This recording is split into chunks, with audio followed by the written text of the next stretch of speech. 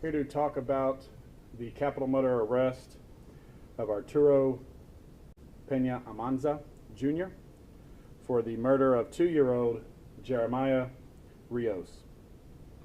Officers responded to the 300 block of Brown Drive on Tuesday morning, September 21st, around 9:30 a.m. Once Irving Police and Irving Fire were on scene, they immediately noticed that Jeremiah was deceased at that time, and there was no possibility of any type of first aid or CPR to be rendered.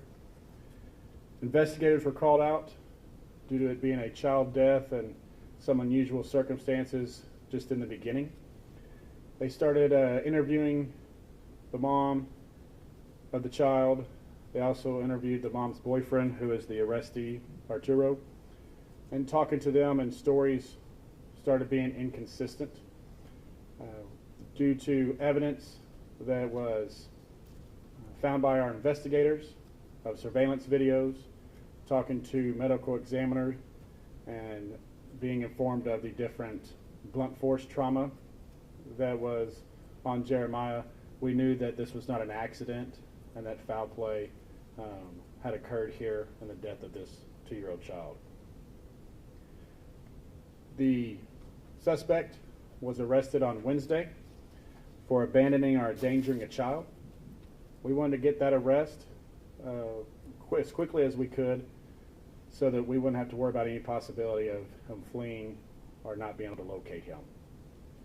Investigators continued to speak with him and interview him, and on Thursday during that interview he ended up confessing to being the person who did murder Jeremiah.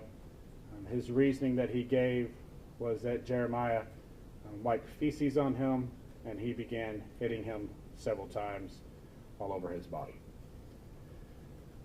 That charge was upgraded to capital murder of a person under 10 years of age. Arturo is currently at the Dallas County Jail. The bond I am unaware of.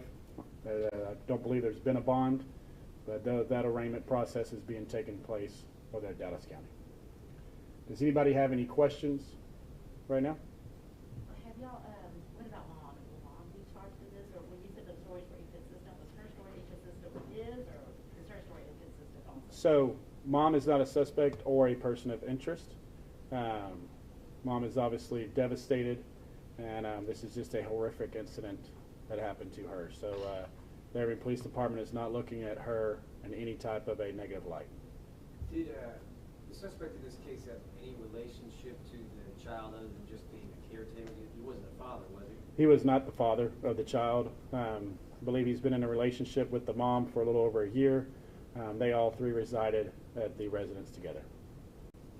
Is this suspect anyone that Irving PD has dealt with in the past? We don't have any local criminal history. There's not a history of domestic violence at this apartment complex for these individuals. So we don't have a previous on them before this incident. Any records of Child Protective Services? Not that I've been made aware of, and not that the investigators shared with me of any concern for this. For your investigators seeing something like this, how are they and something like this? No, it's devastating. You know, throughout our police careers, we sometimes see things that no one should ever actually have to see or bear witness to. Thankfully, we have a strong peer support unit here at the police department. We do try to encourage our officers to speak to someone if they need assistance or if they're having a hard time dealing with the call. Most critical incident calls of this nature are involving similar situations. We do have a debrief with one of our in-house counselors. But this is stuff that stays with you your entire career, right? So, they're handling it the best they can, and they perform their jobs to a high standard so that we can make sure that we got this person put in jail where they belong. You said there was surveillance video that kind of helped tell the true picture. Did that capture what happened with the child on the surveillance footage? Correct. So on the apartment complex has surveillance video on it. We also got surveillance videos from other persons that submitted it to us. But the surveillance video does show the suspect and the child leaving the apartment around 3 o'clock in the morning and then returning around 4 o'clock in the morning. At that time, the child on that video did not look to have life or needed some type of medical attention. The suspect was failing to get medical attention for the child at that time, which is what led to the probable cause affidavit being granted for the endangering of the child. So that's how that case, or that charge, was able to be applied. You said Pena-Almanza, last name, Pena-Almanza? Pena-Almanza Jr. You said that he confessed. Any remorse at all to investigators about what he did? Apparently he was a caretaker for this child for a long time.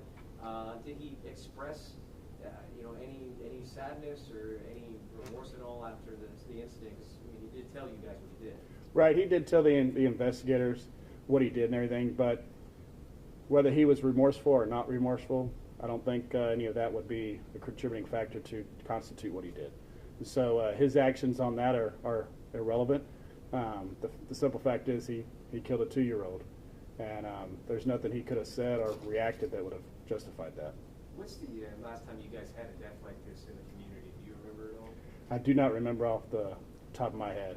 I know we've had deaths like this before, and they're tragic. They're tragic, and each one is a unique case, and each one is a very tragic case for all parties involved, from the families, the parents, the first responders that respond out there. We always, as I think humans, try to find a reasoning of why someone might have done something, but sometimes on situations like this, there's never going to be a good reason as to why. Any other children at the residence? I do not believe so. That question actually didn't come up with my investigators, but I don't believe there was any other children at the location. Can you kind of walk us through the process of the first charge that you guys gave him that got him here to discuss what happened that day? Because it sounds like you guys had another charge and then the interview process really began. Correct. So we had the evidence first before we had that charge. So in speaking with him, the investigators already knew that we saw him on surveillance video around 3 o'clock in the morning.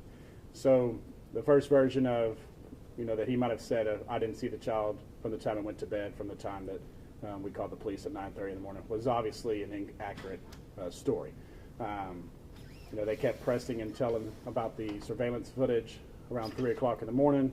Around 4 o'clock in the morning, he admitted to going to the mom's car, try to play it off, but as the surveillance video showed, and that evidence showed, that the victim was definitely being carried in a way to where the body was very limp. So that was obvious that the child needed some medical attention. It wasn't a normal way for a child to look on being carried. So once that him and the child went back into the residence and the police were not contacted for almost 5.5 hours later, that was evidence enough to be able to charge him with that endangering a child offense. Did you say where he went? He said he just went down to the car.